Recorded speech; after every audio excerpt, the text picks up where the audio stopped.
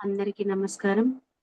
బ్రహ్మర్షి పితామహ పత్రిజీ గారికి, వంశీ మాస్టర్ గారికి పాద నమస్కారాలు. హైమా మేడంకి ఆత్మ ప్రణామాలు. ఇక్కడ వింటున్న మాస్టర్స్ అందరికీ కూడా ఆత్మ ప్రణామాలు.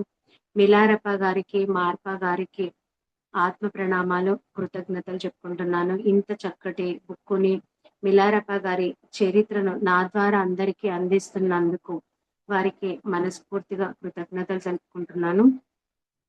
మాస్టర్స్, మనము మిలారప్ప గారి చరిత్రలోని ఏకాంతవాసం అనే టాపిక్ గత 3 వారాల నుంచి చెప్పుకుంటున్నాము. అయితే మరి మనం గత వారం ఏం చెప్పుకున్నాము అంటే, మనలో దాతృత్వాన్ని పెంచుకోవాలి. అంటే దాన గుణాన్ని మనము పెంచుకోవాలి. అవసరం లేని విషయాల గురించి మాట్లాడి మన శక్తిని వృధా చేసుకోవద్దు. నెక్స్ట్, మన బాధలను, కష్టాలను గురువుతో కానీ, పరమాత్మతో కానీ మాత్రమే మనం షేర్ చేసుకోవాలి. ఎవరంటే వాళ్ళతో మనం షేర్ చేసుకున్నప్పుడు మన కష్టాలను వాళ్ళు చులకనగా చూస్తారు కొన్ని విషయాలలో. కాబట్టి మనము గురువుతో, పరమాత్మతో తప్ప ఎవరితో షేర్ చేసుకోకూడదు. మనము గురువుకు, పరమాత్మకు ఎప్పుడైతే సరెండర్ అయి ఉంటామో, అప్పుడు ప్రకృతి మనకు అన్ని రకాలుగా కూడా సహకరిస్తుంది అనే విషయాలను మనము గత వారం తెలుసుకున్నాం. మరి ఈ వారం ఇంకా మిలారప్ప గారికి ఎలాంటి అనుభవాలు ఎదురయ్యాయో మరి ఈ వారం తెలుసుకుందాం. గత వారం మనం చెప్పుకున్న దాంట్లో మిలారప్ప గారి చెల్లి తన దగ్గరికి వస్తుంది. వచ్చినప్పుడు తన చెల్లి మరి మిలారప్ప గారితో నిశ్చితార్థమైన జేసీ అనే అమ్మాయి ఇద్దరు కూడా వస్తారు. తన అన్నని చూసి చాలా బాధపడుతుంది అలాంటి పరిస్థితిలో. తర్వాత అడుగుతుందన్నమాట తనని. నేను అంటే తను భిక్షాటన చేస్తూ తిరుగుతుంది కదా! వాళ్ళ మిలారప్ప గారి చెల్లెలు. అప్పుడు అడుగుతుంది మిలారప్ప గారిని. నేను అన్ని ఊర్లు తిరుగుతూ ఎంతో మందిని చూసాను. కానీ నీలాంటి దుస్థితికి దిగజారిన మనిషిని అంటే ఇలా ఉండడమే బుద్ధత్వము అనేది నేనెవ్వరిని చూడలేదు. నువ్వెందుకు ఇలాంటి తపస్సు చేసే వాళ్ళందరూ ఇలా ఉండరు. మరి నువ్వెందుకు ఇలాంటి పరిస్థితికొచ్చావు? అసలు నువ్వు చేసేది కరెక్టేనా? నువ్వు ఫాలో అయ్యేది అని అడుగుతుందన్నమాట. అడిగి అసలు నువ్వు చేస్తున్నది కరెక్టే అని ఎలా గుర్తుపట్టాలి? అని అడిగి తను తెచ్చిన పానీయాన్ని, ఆహారాన్ని వాళ్ళ అన్నగారికిచ్చి ఎళ్ళిపోతుందన్నమాట తను. ఆహారం తి ఆ ఆహారాన్ని మిలారప్ప గారు తింటుంటే తనకు ఎంతో సంతోషంగా ఉంటుంది. అంటే ఎన్నో రోజుల తర్వాత తనకు ఆహారం దొరుకుతుంది మిలారప్ప గారికి. మరి ఆహారం ఎన్నో రోజుల నుంచి లేకుండా ఉండి మళ్ళీ ఆహారాన్ని తీసుకున్నప్పుడు ఎంతో తృప్తి కలుగుతుంది, ఆనందమైతుందనమాట. తనకెంతో శరీరానికి శక్తి వచ్చినట్టుగా ఫీలవుతారు. అంటే ఇంకా మనకెంతో ఎనర్జీ ఉంటుంది. దానివల్ల ఆయన ధ్యానం గూడా చేసుకోగలుగుతాడు అన్నంతగా ఆయన శరీరం మార్పొస్తుందనమాట ఆహారాన్ని తీసుకున్న తర్వాత. ఆ రోజు ధ్యానంలో కూర్చుంటాడు. అంతా బానే ఉంటుంది. కానీ నెక్స్ట్ డే మరుసటి రోజు నుంచి తన శరీరం అంటే తన మనస్సు తన ఆధీనం తప్పుతుంది. మిలారప్ప గారికి చెప్తున్నారు. ఆ ఆహారాన్ని తీసుకున్న తర్వాత నెక్స్ట్ డే నుంచి నా మనస్సు నా ఆధీనం తప్పింది. మరొకసారి లౌకిక సుఖాలను చవి చూస్తే బావుండునని శరీరము పోరు చేస్తుంది. అంటే ఒకసారి అది తిన్న తర్వాత ఇంకా అది తింటే బావుండు, ఇది తింటే బావుండు అని ఇంకా కోరికలు వస్తూ ఉంటాయి గదా! అలా ఆ కోరిక ఎంత తీవ్రంగా అనిపించిందంటే, ఆ కోరికను అణిచివేసుకోవడానికి హ్మ్.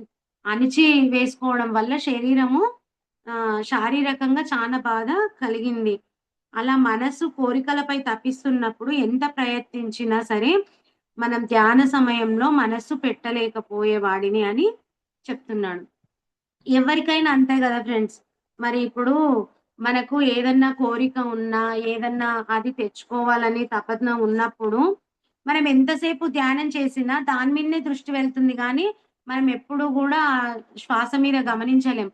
ఇప్పుడు ఏదైనా పనులున్నప్పుడు గూడా మనకు అలాంటి పరిస్థితే ఆ పని ఎప్పుడైపోవాలని దాని గురించి ఆలోచిస్తాము.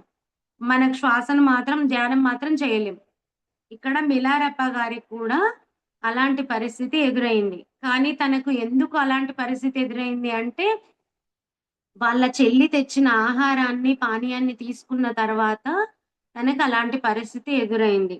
అంటే ఇక్కడ మనం ఒకటి బాగా గుర్తుపెట్టుకోవాలి. ఏంటి అంటే, మనం తీసుకునే ఆహారము అది వంట చేసేటప్పుడు ఎలాంటి ఫీలింగ్‌తో మనం చేస్తారో దాని ప్రభావము తిన్న తర్వాత మన శరీరంపై చూపిస్తుంది.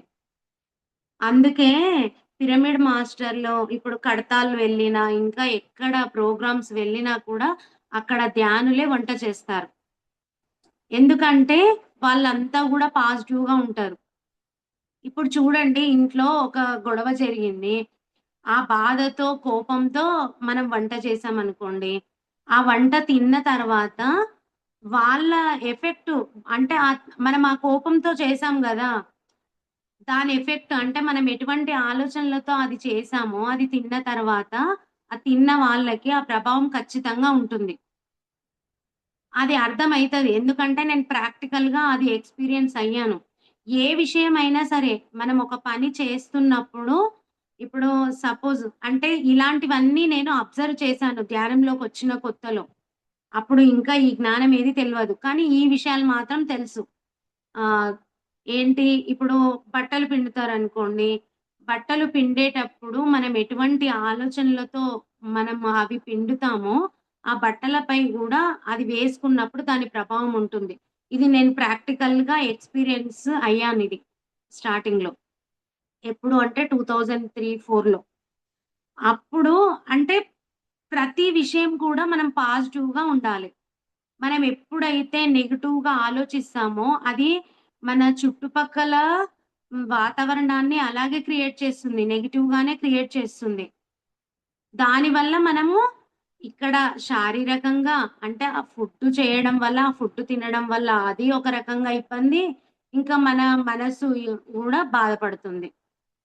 అంటే మనం ఎప్పుడు గూడా పాజిటివ్‌గా ఉండాలి అనేది మనం నేర్చుకోవాలి. నెక్స్ట్ మనము అంతెందుకు మనము గుడికి వెళ్తాము. ప్రసాదం చేశాం. గుడికి నైవేద్యం మనం ఇంట్లో అయినా సరే, గుళ్ళో అయినా సరే నైవేద్యం అని చేసి పెట్టింది అది ఎంత రుచిగా ఉంటుంది. మరి దాంట్లో ఏమి ఉండదు ఎక్కువ.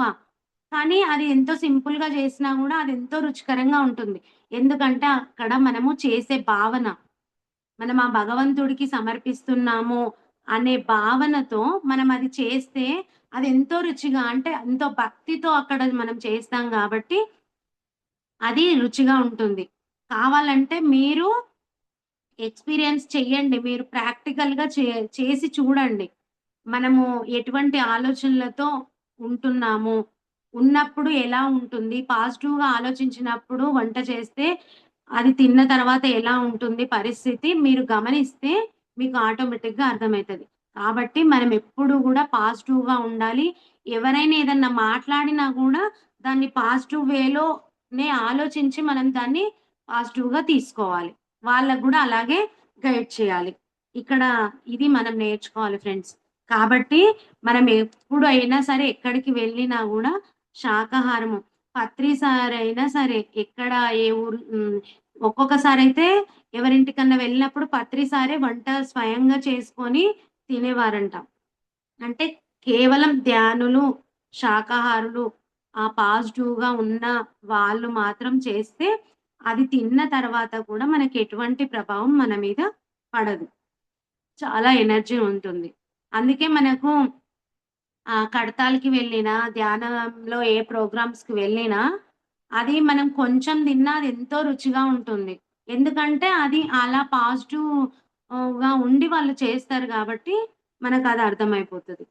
అదెంతో రుచిగా మనకు అనిపిస్తది తిన్న తర్వాత.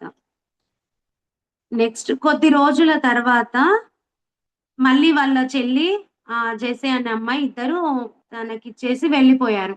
వెళ్ళిపోయిన తర్వాత కొన్ని రోజుల తర్వాత మళ్ళీ మిలారెప్ప గారికి దగ్గరికి వస్తారనమాట. ఇద్దరు వస్తారు.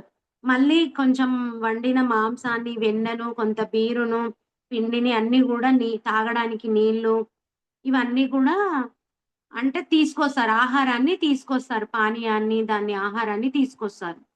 తీసుకొచ్చినప్పుడు వాళ్ళు ఎప్పుడైతే మిలారప్ప గారు ఉన్న కొండ గుహ దగ్గరికి వస్తూ ఉంటే, అప్పుడు మిలారప్ప గారు ఆ గుహకు ఎదురుగా ఒక నీటి కుంట ఉంటుంది. ఆ కుంట దగ్గర నీళ్లు తెచ్చుకోవడానికి వెళ్తారనమాట. అప్పుడు తను నగ్నంగా ఉంటాడు. శరీరంపై ఎటువంటి బట్టలు లేకుండా నగ్నంగా ఉంటారు. అలా ఉన్నప్పుడు వాళ్ళ చెల్లి జేసే అనే అమ్మాయి ఇద్దరు వస్తుంటారు. వాళ్ళ అన్నగారిని చూసి వాళ్ళు ఎంతో బాధాకరంగా ఉంటారనమాట. బాధపడతారు. ఇలాంటి దుస్థితి ఎందుకు నీకు అనేసి వచ్చి వాళ్ళిద్దరూ వచ్చి అలాంటి దుస్థితిలో వాళ్ళు మిలారప్ప గారిని చూసి వాళ్ళెంతో బాధపడి, "నువ్విలా కాదు. కనీసము నీ శరీరంపై బట్టలు, గుడ్డలు కట్టుకోవడానికైనా నువ్వు భిక్షాటన చేయాల్సిందే. లేకపోతే నీ పరిస్థితి ఇంకా దారుణంగా అయితుంది. నువ్వు మాత్రం ఖచ్చితంగా నీ శరీరాన్ని కాపాడుకోవడానికి, కప్పుకోవడానికి నువ్వు ఖచ్చితంగా భిక్షాటన చెయ్యి" అని వాళ్ళ చెల్లి చెప్తుంది. ఆ జెసి అనే అమ్మాయి కూడా అవును నువ్విలా చెయ్యాలి. లేకపోతే నీకు చాలా ఇబ్బంది అయితుంది నీకు. నువ్వు ఖచ్చితంగా చెయ్యాలి. ఇలాంటి దుస్థితి నీకు రాకూడదు అని ఇద్దరు చెప్తారనమాట. చెప్తే అప్పుడు మిలారప్ప గారు చెప్తారు. ఏమని అంటే, మృత్యువు ఏ క్షణానైనా కబలిస్తుందన్న సంగతి మనసుకు బాగా నాటుకుంది. కనుక భిక్షకు వెళ్ళడం వలన ఖర్చయ్యే కాలాన్ని వృధా చేసుకోవడం అనవసరము. ఒకవేళ నేను చనిపోయినప్పటికీ నేను సత్యమైన జ్ఞానాన్ని యత్నిస్తున్నానా యత్నిస్తున్నానంటే జ్ఞానాన్ని వెతుక్కుంటున్నాననే మరణిస్తాను. కనుక నాకదే 10,000 పండగలు, పబ్బాలు, దీక్షలు ఇవన్నీ నాకవసరం లేదు. ఈ విలువైన బట్టలు కూడా నాకవసరం లేదు. రకరకాల పిండి వంటలు నాకవసరం లేదు. ఎటువంటి మధురమైన పానీయాలు కూడా నాకవసరం లేదు. ఆధ్యాత్మికంగా నా జీవితాన్ని అంటే జీవితంలో నేను ఈ ఆధ్యాత్మిక ప్రయాణంతోనే ఎంతో తృప్తిగా జీవిస్తున్నాను అని చెప్తాడనమాట. మీరు ఇలా గనక నన్ను ఖచ్చితంగా భిక్ష తీసుకో, నువ్వు భిక్షాటనకు వెళ్ళి నీ నీవు శరీరాన్ని కాపాడుకో, శరీరాన్ని కప్పుకోవడానికి అవన్నీ తీసుకో. ఇవన్నీ అంటే మీరు నా దగ్గరికి రావాల్సిన అవసరం లేదు. నాకిలాంటి సలహాలు కూడా ఇవ్వవలసిన అవసరం లేదు అని మిలారప్ప గారు గట్టిగా చెప్పేస్తారనమాట వాళ్ళిద్దరికీ. ఇలాంటి సలహాలియ్యొద్దు అని. ఎందుకంటే నేను ఇలాంటి జీవితంతోనే నేను తృప్తిగా ఉంటున్నానని చెప్తాడు. అప్పుడు వాళ్ళ చెల్లెలంటుంది, "అసలు నీకు తృప్తి అంటూ ఉంటే ఎలా కలుగుతుందసలు? చూడపోతే నువ్వున్న స్థితి కంటే కూడా ఇంకా హీనమైన స్థితిని నువ్వు పొందాలని తీవ్రమైన కోరికతో ఉన్నావు. అంటే ఆయన పరిస్థితి చాలా దారుణంగా ఉంది. అయినా సరే ఇంకా నేను ఇలాంటి స్థితిలోనే ఉంటాను అంటే మరి ఇంకా అలాంటి స్థితికి దిగజారాలని నువ్వింకా కోరుకుంటున్నావు. తపస్సుతో నీ శరీరాన్ని కూడా లెక్క చేయకుండా కఠోరంగా నీ శరీరాన్ని శుష్కింపజేసుకుంటున్నావు. అసలేమిటిది ఇలా చేస్తున్నావు? అసలు నువ్వేం వెతుకుతున్నావు? నువ్వెలా కనబడుతున్నావు? అసలు నీ తెలివెందుకు ఎంత తెలివి ఉపయోగించినా ఇంతకంటే నీకు అసలేమి చాతగాక నువ్విలా జేస్తున్నావని అంటదనమాట వాళ్ళ చెల్లి. అంటే నీకెటువంటి పనులు చాతగాక నువ్వివన్నీ సాకులు చెప్తున్నావన్నట్టుగా మాట్లాడతదనమాట. కానీ మాస్టర్స్ మనమిక్కడ నేర్చుకోవాల్సింది మిలారప్ప గారు భిక్షాటనకు వెళ్ళితే గూడా ఆ సమయం గూడా వృధా అయిపోతది. నేను ఈ జ్ఞానాన్ని పొందడానికి అని తను అలా వెళ్ళకుండా ఉంటున్నారు. అందుకే మీరిలాంటి సలహాలివ్వొద్దు నాకు అని చెప్తున్నారనమాట. ఇక్కడ మనము పట్టుకోవాల్సిన పాయింట్ ఏంటి అంటే, మనము ఆధ్యాత్మిక ప్రయాణంలో అంటే ఆధ్యాత్మికంగా ఈ ధ్యాన మార్గంలోకొచ్చిన తర్వాత మన చుట్టూ ఎంతోమంది ఎన్నో రకాల మనుషులుంటారు. కానీ మనం అందరి మనుషుల మధ్యలో ఉంటున్నాము. మనం చేసేది వాళ్ళకసలు నచ్చదు. ఎందుకంటే, మనం ఎక్కువ ధ్యానానికి ఇంపార్టెంట్ ఇస్తాము. పనికిమాలిన మాటలు మాట్లాడము. మన మార్గం వేరే ఉంటుంది. మన ఆలోచన వేరే ఉంటుంది. అప్పుడు వాళ్ళకి నచ్చదు.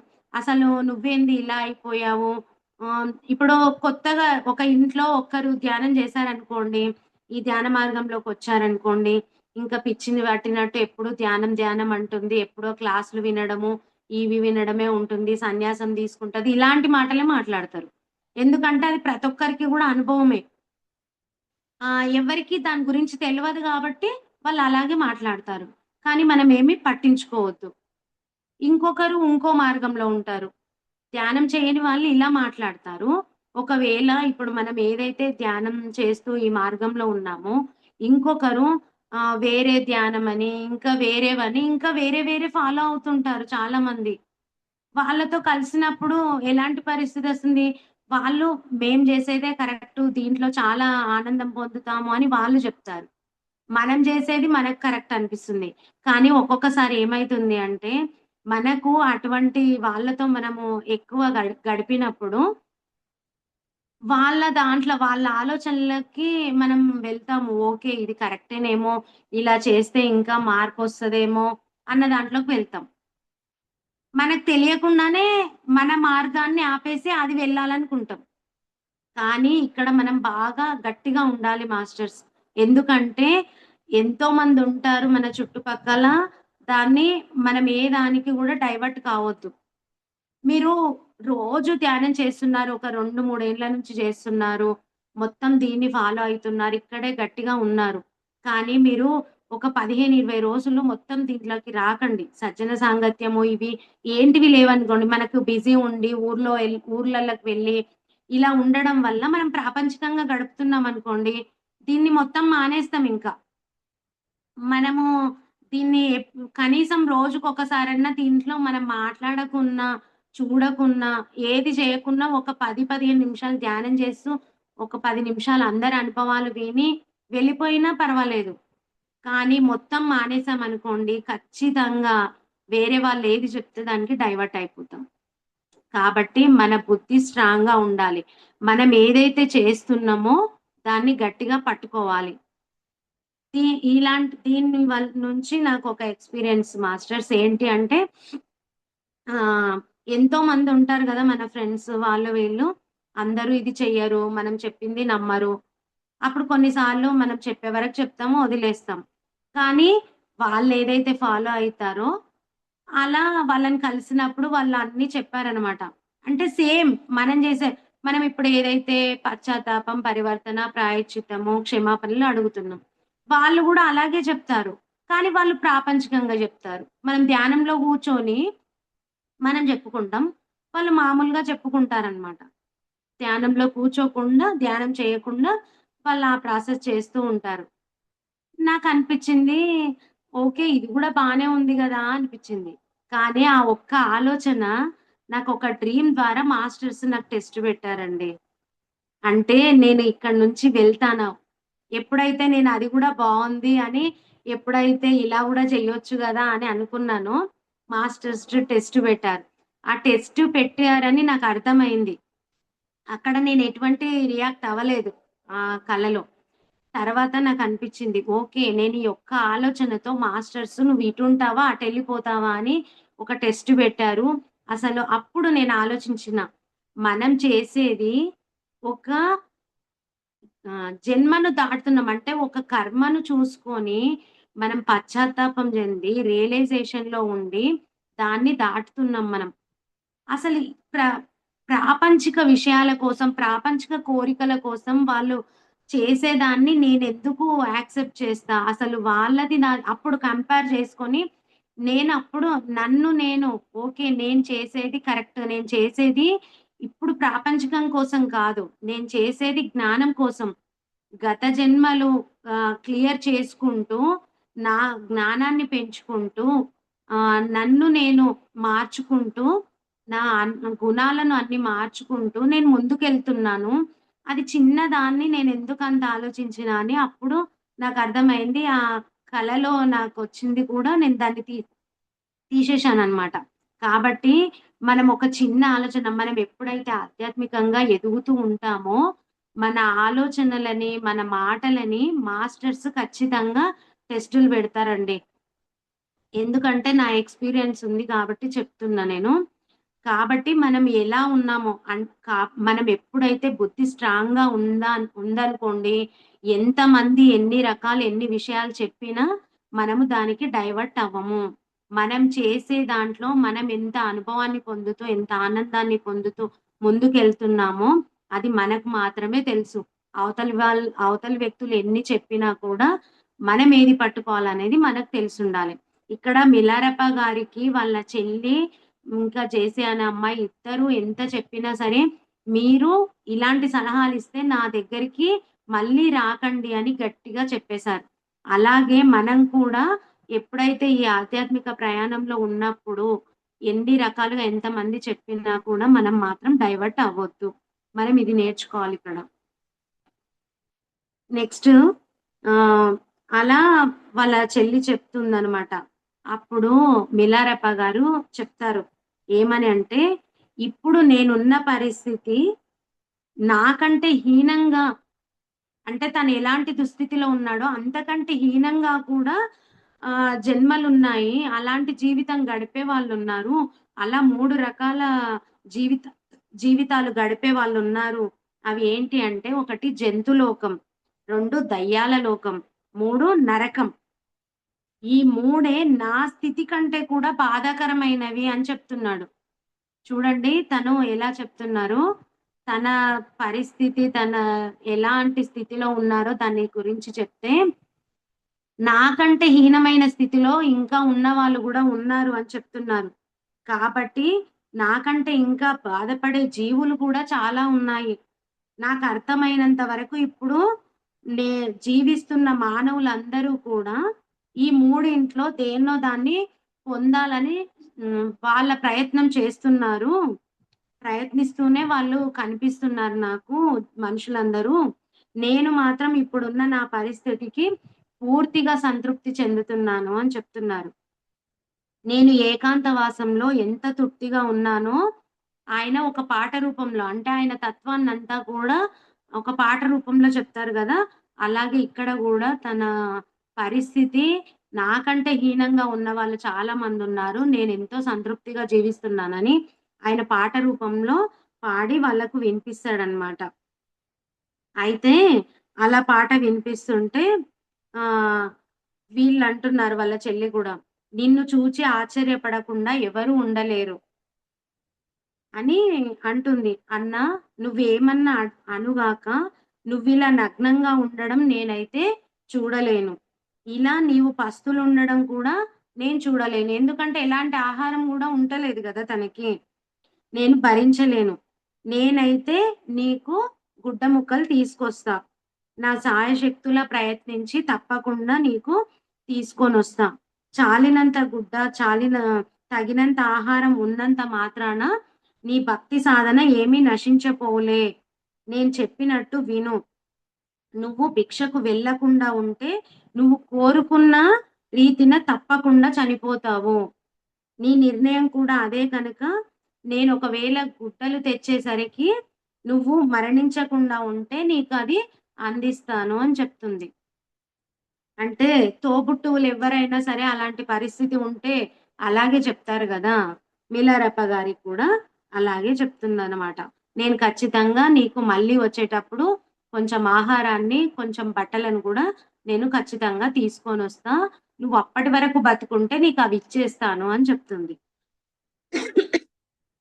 మాస్టర్స్ ఇక్కడ మనం పట్టుకోవాల్సిన పాయింట్ ఏంటి అంటే, తను ఎలాంటి దుస్థితిలో ఉన్నా, ఎలాంటి పరిస్థితిలో అంత హీనాతి పరిస్థితిలో ఉన్నా కూడా, తను మిలారెప్ప గారు ఏం చెప్తున్నారు అంటే, నాకంటే హీనంగా బతికే జీవులు, మానవులు కూడా ఉన్నారు. అంటే ఆ మానవులు తను ఆధ్యాత్మికంగా ఆలోచిస్తున్నారు కాబట్టి, తను ఇలాగే చెప్తారు. అంటే మానవులందరూ కూడా నాకంటే ఏవైతే 3 చెప్పాడు గదా! దాంట్లో బతకాలని వాళ్ళు ప్రయత్నం చేస్తున్నారు మానవులందరూ. కానీ నేనంతకంటే మంచి స్థితిలో ఉన్నాను. నేనున్న స్థితిలో ఏకాంతంగా ఎంతో తృప్తిగా జీవిస్తున్నాను అని చెప్తున్నారు. అంటే మనం ఇక్కడ నేర్చుకోవాల్సిందేంటి అంటే మనం అనుకుంటాం గదా! మన పరిస్థితి అంటే ఆర్థికంగా కానీ, ఆహ్, మన చుట్టుపక్కల వాళ్ళందరిని చూసి మనం ఏమనుకుంటాం, వాళ్ళు నాకంటే చా మంచిగా ఉన్నారు. నాకిది లేదు, వాళ్ళకదుంది. ఇలాంటివన్నీ వస్తుంటాయి గదా! మనకు ఆలోచనలు. కానీ ఎప్పుడు కూడా అలా ఉండకూడదు. ఎందుకు అంటే, మనకు ఏదైతే ఉందో, మన జీవితానికి సరిపడా తిండి, బట్ట, మన అవసరాలు తీర్చేంత, ఉండడానికి ఇల్లు. ఈ 3 ఉన్నాయనుకోండి, మనం హ్యాపీగా జీవించొచ్చు. కాబట్టి మనకున్న దాంతో తృప్తిగా జీవించగలిగే దాన్ని మనము నేర్చుకోవాలి. మనకంటే ఎక్కువున్న వాళ్ళతో ఎందుకు పోల్చుకోవాలి మనము? మనకంటే తక్కువ ఉన్న వాళ్ళు గూడా చాలా మందున్నారు గదా! వాళ్ళతో పోల్చుకుంటే మనం చాలా బెటర్ గదా! మరి మనం ఎందుకు ఎక్కువ ఉన్న వాళ్ళతో పోల్చుకోవాలి? మనకిక్కడ అదే నేర్పిస్తున్నారు మిలారప్ప గారు. ఎప్పుడు కూడా మనకు ఎంత ఉందో దాంతో మనం తృప్తిగా జీవించగలగాలి. మనకు ఒక మూవీ ఉంది గదా! 'శుభలగ్నం' మూవీలో ఆమెని ఏం చేస్తుంది, ఎప్పుడు ఎదురింటి వాళ్ళకి అదుంది, పక్కింటి వాళ్ళకి ఇదుంది, అవన్నీ పోల్చుకుంటూ ఎప్పుడు భర్తను ఇబ్బంది పెడుతూనే ఉంటుంది. వాళ్ళకదుంది, నాకిది లేదు అని. కానీ తను డబ్బు కోసము భర్తనే అమ్మేసుకునే పరిస్థితికెళ్తది. అలా అమ్మేసుకున్న తర్వాత డబ్బు కోసము, డబ్బుకు ఆశపడి తన అసలు జీవితాన్నే కోల్పోతుంది. మనకైతే ఆ మూవీలో చాలా చక్కగా చూపిచ్చారు. అంటే మనం ఏదైతే ఆశ పడతామో అదొచ్చిన తర్వాత అసలు మన జీవితం ఎలా ఉండాలో దాన్ని మనం కోల్పోతాం. కాబట్టి అతిగా అసలు ఆశ పడగూడదు. ఒకవేళ మనకు ఆశ పడినా గూడా మనకది మనం తీర్చుకునే మనకొక కోరిక ఉందనుకోండి, అది తీర్చుకునే స్థాయిలోనే మనముండాలి. అది తీర్చుకోలేని స్థితిలో మనముంటే దాన్ని మన మైండ్‌లో నుంచే తీసేయాలి. కాబట్టి ఎప్పుడు కూడా మనకున్న దాంతో తృప్తిగా జీవించగలగాలి. అప్పుడే మనము హాయిగా ఉన్న కాడికి తిండి తింటాము, బట్ట కట్టుకుంటాము, హాయిగా నిద్రపోతాము. ఇంకా మనం ఏ పనులు చేయాలన్నా గూడా ఎంతో హ్యాపీగా ముందుకెళ్తాము. కాబట్టి మనం ఎప్పుడు కూడా మనకున్న దాంతో తృప్తి చెందుతూ మనం ముందుకెళ్ళాలి. ఆహ్, ఎక్కువగా ఉన్న వాళ్ళతో పోల్చుకోవద్దు. తక్కువగా ఉన్న వాళ్ళతో మనము అలాగని ప్రతి దాంట్లో కంపేర్ చేసి మనకింతే ఉంది, మనకి ఇదే చాలు, మన బతుకులు ఇంతే, ఇలాంటి మాటలు కూడా మాట్లాడకూడదు. మనం ఎప్పుడు కూడా హ్మ్, మనకు ఆ భగవంతుడిచ్చిన వరకి మనకు ఎంతో హ్యాపీగా జీవిస్తున్నాం. అన్ని రకాలుగా ఉంది. ఒకరికి సహాయం ఏదైనా సహాయం అడిగితే అందించే స్థితిలో మనమున్నాం. అంతే. అప్పుడు అలాంటి జీవితానికి మనం ఎప్పుడూ గూడా ఆ యూనివర్స్‌కి కృతజ్ఞతలు చెప్పుకుంటూ ఉండాలి. ఇది మనం ఇక్కడ నేర్చుకోవాల్సిన పాయింట్. నెక్స్ట్ ఇంకా వాళ్ళ చెల్లి ఎళ్ళిపోతుంది గదా! నేను మా గుడ్డలు, ఆహారాన్ని తెచ్చిస్తా అని. తర్వాత వాళ్ళిద్దరూ జేసీ అనే అమ్మాయి వాళ్ళ చెల్లి ఇద్దరు ఎళ్ళిపోతారు. అప్పుడు మిలారెప్ప గారు చెప్తున్నారు. నా దురదృష్టం వలన నాకు వారు తెచ్చిన ఆ పౌష్టికాహారము తినేసరికి శరీరంలో బాధలు పెరిగాయి. అంటే కోరికలు పెరిగాయి. వీటిని నిగ్రహించడము ఇంకా కష్టమైంది. ఫస్ట్ గూడా అలాగే అయింది గదా! వాళ్ళ ఆహారాన్ని తెచ్చిచ్చినప్పుడు. అప్పుడు నా మనసులో కూడా ఎంత సంచలనం వచ్చిందంటే ఇక ధ్యానం చేయడం నా వల్ల అసలు కాలేదు. అటువంటి విషమ పరిస్థితిలో నా గురువుగారు ఇచ్చిన ఆ కాగితాన్ని, అంటే ఇంతకుముందు మార్పా గారు వెళ్ళేటప్పుడు ఒక సీసాలో చిన్న కాగితం ముక్క పెట్టి ఇస్తారనమాట. నీవు అత్యవసరమైన పరిస్థితిలోనే ఇది తెరిచి చూడు. అంతవరకు దాన్ని తెరవొద్దు అని చెప్తారు. అది గుర్తొస్తుందనమాట. ఇంకా ఇంతకంటే హీన పరిస్థితి నాకెప్పుడు రాదు. అసలు నేను ధ్యానమే చేయలేని స్థితిలో ఉన్నాను. ఇలాంటి స్థితి కంటే ఇంకా ఘోరమైన పరిస్థితి ఏముంటుంది? నేనెలాగైనా దాన్ని చదవాలి. అసలు గురువుగారు ఏమందించారో అని. అంటే మరి ధ్యానము ఇవన్నీ చెయ్యకుండా అలాగే ఉంటే కుదరకపోతే ప్రాపంచిక సుఖాల మీద ఎక్కువ ఆశ పడతారు ఆటోమేటిక్‌గా. అవన్నీ రాకుండా ఉండాలి అంటే ఇంక నేనిప్పుడు ఖచ్చితంగా కాగితం తీసి అందులో గురువుగారు ఏ సందేశాన్నిచ్చారో నేను చూడాలి అనేసి అనుకుంటారు. తీరా ఆ కాగితాన్ని తెరిచి చూసేసరికి అందులో ఏముంటుందంటే నాకున్న సమస్యకు పరిష్కారం ఉంది. మిలారెప్ప గారికి ఏది అవసరమో అది ఉంది. నాకీ ధ్యాన స్థితి కుదరకుండా ఎందుకు పోతుందో, దానికి నేనే విధంగా చికిత్స చేసుకోవాలో వివరించి ఉంది. నాకు ప్రమాదంగా ఉన్న ఆ పరిస్థితిని నా ధ్యానానికి సహకారిగా ఎలా మార్చుకోవాలో అందులో వ్రాసి ఉంది. అంతేకాక ఇటువంటి ఆధ్యాత్మిక స్థితికి వచ్చాక సాదాగా ఉండే పుష్టికరమైన ఆహారాన్ని తీసుకోవాలని, అది తీసుకోవడమే నేనింత బాధపడడానికి కారణమని అందులో వ్రాసి ఉంది. నేను చేసిన తీవ్రమైన నిష్టలతో కూడిన ధ్యానమంతా నా శరీర తత్వాన్ని పూర్తిగా మార్చేసిందని, ఆ వచ్చిన మార్పు సక్రమమైన రీతిన పూర్తిగా రాకుండా ఉండడానికి కారణం సరియైన ఆహారం లేకపోవడమేనని కూడా అందులో ఉంది. ఎంత చక్కగా వాళ్ళ గురువుగారు ముందే ఆ సందేశాన్నిచ్చారు చూడండి. అంటే గురువులకు ఆల్రెడీ జరగబోయేది తెలుస్తది గదా! అలా జరగబోయేదాన్ని ముందుగానే ఊహించి, అలాంటి పరిస్థితి వచ్చినప్పుడు ఎలా ఉండాలి అనేది మిలారెప్ప గారికి చక్కటి సందేశాన్ని మార్పా గారిచ్చారు. అంటే తనకి సరైన ఆహారం లేకపోవడం వల్లనే ఇలాంటి పరిస్థితి ఎదురైంది. ఎందుకంటే మనం చాలా రోజులు ఏది తినకుండా ఉండి, శరీరం ఒక అలవాటుగా అది ఒక స్థితిలోకి మారిపోతుంది. ఎందుకంటే కొన్ని రోజులు మనమే ఒక ఐటెమ్ ఏది తినకుండా ఉన్నామనుకోండి కొన్ని రోజుల పాటు, తర్వాత ఏమైతది ఆ ఆహారం తింటే ఇంకా మనకు డైజెషన్ ప్రాబ్లమో, లేకపోతే ఏదో ఒక ప్రాబ్లమొస్తుంది. మనము రోజు 2 ఇడ్లీలు తిన్నామనుకోండి, ఒక 15, 20 రోజుల తర్వాత 5, 6 ఇడ్లీలు తిన్నామనుకోండి, అది అరగదింక. మీరు కావాలంటే గమనించి జూడండి. మనం తినే ఫుడ్డు చాలా కొంచెం క్వాంటిటీ తీసుకొని, కొన్ని రోజుల తర్వాత ఎక్కడో ఫంక్షన్‌కెళ్ళినప్పుడో, పండగలప్పుడో ఫుడ్ ఎక్కువ తీసుకున్నామనుకో, అది అరగదు. ఇంకా డిఫరెన్స్ అప్పుడే మనకు తెలిసిపోతది. అలా ఎన్నో రోజుల నుంచి ఫుడ్ లేకుండా ఫుడ్ తీసుకునేసరికి ఆయనకి ఇలాంటి పరిస్థితి ఎదురైంది. అందుకే సరైన ఆహారం లేకపోవడం వల్ల ఇలా జరుగుతుంది అని చెప్తున్నారు. పేట తీసుకొచ్చిన బీరు త్రాగడంతో నాడీ మండలంలో ఒక విధమైన సంచలనం కలిగిందని, అంతవరకు అలవాటు తప్పిన కొత్త రకమైన ఆహారం తీసుకోవడంతో నా శరీరంలోనూ, మనస్సులోనూ ఆందోళనకరమైన ఈ మార్పులన్నీ ఎలా జరిగాయో నాకు బాగా అవగాహన అయ్యింది. అంటే ఇదంతా గూడా కొత్త రకమైన ఆహారం గదా!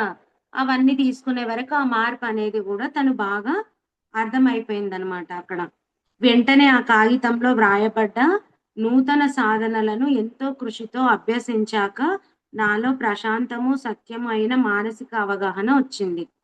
నా స్థితి శారీరక స్థాయికి ఎంతో విరుద్ధంగా ఉంది. అంతకు ముందు ధ్యానంలో నాకు కుదిరిన స్థితి కంటే ఇంకా ఎక్కువ లోతుగా తీవ్రంగా ఉండడంతో నాకింతకు ముందు తెలియనంత అతీతమైన జ్ఞానము లభించింది. విషమమైన స్థితిలో చెడు వైపుకు ఉన్ముఖమైన నాలోని సంస్కారాలన్నీ నాకు సహకారిగా ఉండేలా మార్పు చెందాయి. అంటే తను అక్కడ సాధనలిచ్చారు గదా! ఆ సాధనలన్నీ చేసిన తర్వాత తనకు చాలా ఫ్రీ అయిందంట ఇంకా బాడీ. సర్వము ఒకటే అనే తత్వము అవగాహన కావడం మొదలుపెట్టింది. మామూలు మానవులంతా నిత్య జీవితంలో ఎప్పుడూ యోచిస్తారు గదా! నేను, నాది అనే ఉంటారు గదా! ప్రాపంచికంగా మానవులందరూ. అలాంటి తలపును గూడా నా నుంచి నశింపజేసింది అని చెప్తున్నారు. అంటే చూడండి, మనం ఎప్పుడైనా సరే ఆహారాన్ని మార్పు చేసుకోవాలి అంటే కొద్ది కొద్దిగా మార్పు చేసుకోవాలి. మొత్తం ఒకటేసారి మార్పు చెందితే చాలా విపరీతంగా మనకు శారీరకంగా చాలా పడాల్సొస్తదనమాట. అందుకే ఆహ్, మనం ఆహారాన్ని మార్చుకున్నప్పుడు కొద్ది కొద్దిగా రోజు రోజు చేంజ్ చేసుకుంటూ ఉండాలి. ఒక్కసారిగా కూడా మార్చుకోవద్దు.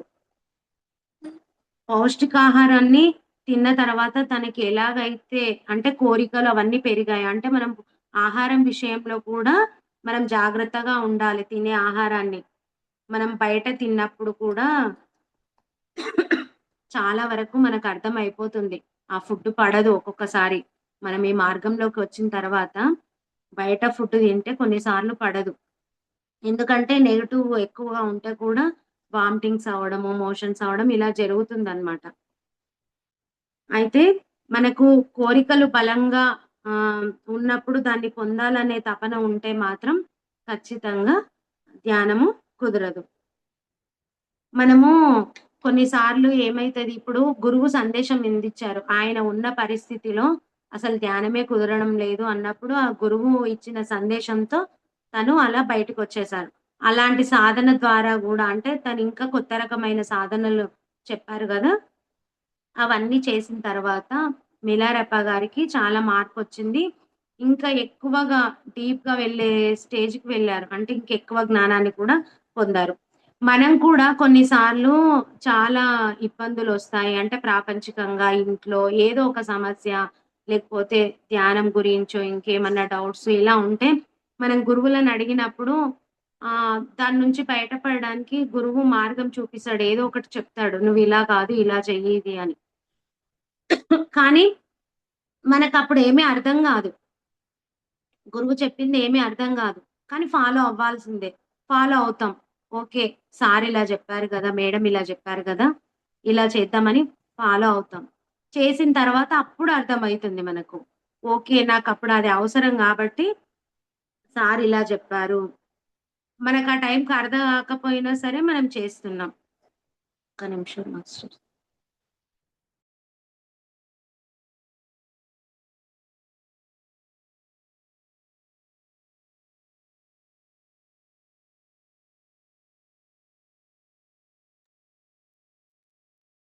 Sorry masters. మనము కొన్నిసార్లు మన పరిస్థితి అర్థం కాదు. ఏం చేయాలో తెలియనప్పుడు మనం మాస్టర్స్‌ని అడుగుతాం. సార్‌ని గాని, మేడం వాళ్ళని గాని ఎవరినో ఒకరిని అడుగుతాం. అడిగినప్పుడు అనిపిస్తది మనకు. వాళ్ళు చెప్పింది మనమున్న మ మైండ్ సెట్‌లో అది అర్థం కాదు. మనకున్న బాధలో అది అర్థం కాదు. కానీ గురువు చెప్పింది చేస్తాం. ఓకే. సార్ ఇలా చెప్పారు, మేడం ఇలా చెప్పారు కదా! ఇలా చేద్దామని చేస్తాం. అప్పుడు ఆ పరిస్థితిని ఎదుర్కొనే శక్తి మనకొస్తుంది. దాన్ని దాటగలుగుతాం. దాటి ఇంకా మనం ముందుకెళ్ళగలుగుతాం.